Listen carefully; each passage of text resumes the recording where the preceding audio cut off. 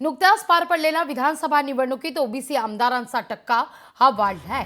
2019 मध्ये कुणबी मराठा वगळून 40 ओबीसी आमदार होते। आता 30 ओबीसी आमदारांची संख्या 78 इतकी झाली आहे। पण ओबीसींच्या तुलनेत मराठा आमदारांची संख्या मात्र घटली आहे। मागच्या विधानसभेत 118 सर्वपक्षीय मराठा आमदार होते, ती संख्या आता 104 झाली आहे।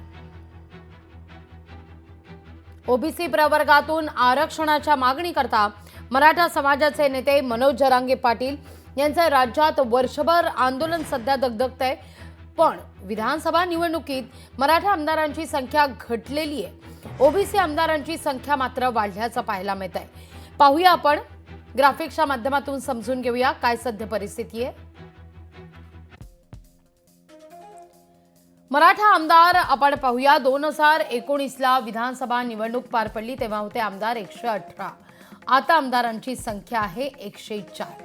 तर ओबीसी आमदार 2019 ला होते 40, आता 78 आमदार आहेत।